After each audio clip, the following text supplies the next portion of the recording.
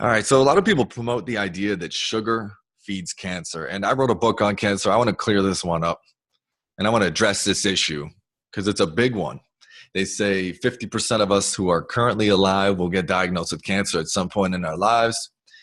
So that's pretty much an emergency, and they're not giving us answers. They're making too much money. So we need to look at this ourselves or we'll probably die, basically. So you got to start thinking for yourself, and you can't trust a corporation making billions of dollars to give you answers that will put itself out of business. That's just stupidity. It really is. And you can't blame them. You can't blame them for not giving us answers because they're making money. That's what a business does, you know? Who is at fault for this cancer thing? Even if they're lying to the public and not giving us answers, that's considered a lie because we employ them to try to find answers. We generously donate money to all these cancer charities to try to find us answers. So it is a lie if they don't give you an answer when they have one. And yeah, there are lots of answers out there. There's a lot of really good science out there that remains unacknowledged. People involved in the cancer charities and cancer research may or may not even know about them. And chances are they don't. When you have an incentive to not know the solutions to something, then you're probably not going to find it. So that was my perspective going into writing this book. I'm like, if the answers, I'm seeing like bits and pieces of this cancer mystery being solved as I do my research. I'm like, maybe it's all been solved. Maybe it's already out there. All of it is already out there. And so I just started reading like tens of thousands of studies. I'm like, fuck it. No one's solving this. I'm going to solve this. My mom died of cancer when I was 12, and I don't want any kid to have to go through that. When she was diagnosed, she wasn't even sick. And that's what's happening with a lot of these diagnostic tests like breast cancer, use mammography, and prostate cancer screening is called PSA. They use the PSA test. And a lot of the people, in fact, most of them don't have any symptoms when they're diagnosed. So you go and you get this test. The doctor says, oh, we better do a biopsy just in case. And all of a sudden they see you got cancer. They scare the shit out of you. They rush you into treatments. And these treatments, everyone suspects that they're not doing too much good. And I won't get into that in this video. But I'm addressing the idea that sugar feeds cancer. People say it, people think it, and it's based on this idea of the research of Otto Warburg, German scientist, Dr. Otto Warburg, in the early 1900s. I think it was as early as 1923, he discovered that the metabolism of a cancer cell changes. It's not a genetic disease. Something happens with the metabolism of the cell. And indeed, we know this to be true, although the mainstream theory of cancer is that it is a genetic disease. This is what they're sticking to because they're fully committed to the idea that a genetic mutation causes a cancer cell to turn into an irreversible monster cell, like a Pac-Man that's trying to eat you alive. No science has ever shown or suggested that a cancer cell has any intention of harming you. The genetic changes that are seen in cancer cells, ubiquitous among all cancer cells, you'll see genetic mutations. They are downstream epiphenomenon of something else occurring within cells. And the first thing that occurs before the genetic changes is the cell loses its ability to use oxygen, and it undergoes a metabolic shift. So, sticking to the idea that, addressing the idea that a cancer cell feeds on sugar, it's true and it's not true. It's, I guess, the idea that you can starve a cancer cell by not feeding it sugar and it'll die, it plays into the idea that a cancer cell is a monster cell that's trying to hurt you. So it's not, how do I say, it's not addressing the right problem, and it's kind of maligned. It's not really based in science at all. I'll show you what's going on instead. What science has shown,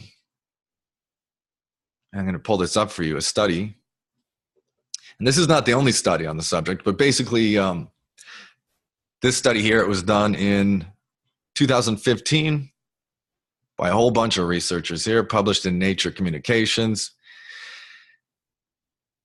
And what they found was that cancer cell growth is dependent on the availability of lipids. cancer cell growth is dependent on the availability of lipids. So how could it be that a cancer cell feeds on sugar if its growth is dependent on the availability of fats? A lipid is a fat. And the only time when you can get fat in your bloodstream is, one, if you eat it. And if you research further, you'll find that the saturated fats don't do this. It's the unsaturated ones that are essential for cancer growth. And the other way is to induce stress in the body. And the quickest way to induce stress, well, one, it can happen just from being scared, someone jumping out at you. But another really quick way is to not eat sugar. Because when your body goes into hypoglycemia, that's an emergency state. And what the body does in response to that is release cortisol and adrenaline to start breaking down your tissues. The adrenaline will break down your fat to release the lipids that they're talking about in this. And to the extent that those fats in your tissues are unsaturated, it will cause this cancer growth. And the cortisol will break down your muscles into amino acids, which then are sent to the liver and converted through a process called gluconeogenesis into sugars. So this is the thing. If you don't eat sugar, you're still going to get it, but it's going to send your body into stress, which will release free fatty acids, which are essential for cancer growth. So I just want to look at one more thing here and make sure I haven't missed anything. So there's a lot of evidence showing that a healthy cell, conversely, actually oxidizes glucose. And that's the difference. A cancer cell and an unhealthy cell, if you have any disease, doesn't matter, cancer, diabetes, these things are so closely linked that they've been called by scientists in a number of studies to be like a two-way street between diabetes and cancer, for example. But all diseases are that way. There's only one disease. You're healthy or you're not. Your cells are working or they're not. The metabolism is fully oxidizing glucose, or it's oxidizing unsaturated fats, causing toxic breakdown products, and in a vicious circle of stress that the body cannot get out of. So one more thing I want to say is, if it's true that sugar or cancer feeds off of sugar and not giving yourself carbohydrates or sugar is going to kill the cancer cells and solve the problem, then it would also be true that things like fruit, oranges, for example, would make cancer grow. But I wrote one of the chapters in my book, Cancer Cured, which is available on EndAllDisease.com. I recommend you read it, is on oranges. So if it's true that sugar feeds cancer and cancer grows when it gets sugar, like some kind of fuel for a monster, which is just silly, it's not based on science at all, then cancer would be negatively affected by oranges. And this is why I direct you now to go take a look at this article. I'll put a link in the description below. And basically, I've shown, using all studies, all scientific evidence-based. I make no claims that don't come from research. Like at least like 10, 12, I don't know, I'm not looking at it exactly, but basically every single type of cancer is reduced in size and healed using oranges.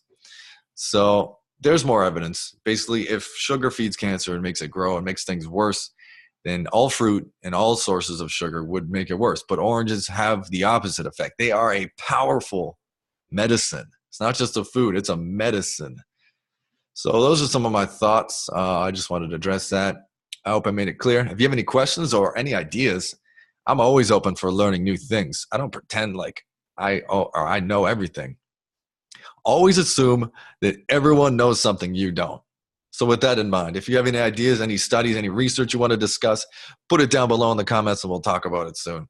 Thanks for listening. We'll see you in the next video. I'm Mark from End All Disease. Head to my website, sign up to the newsletter if you haven't already, and we'll see you in the next video.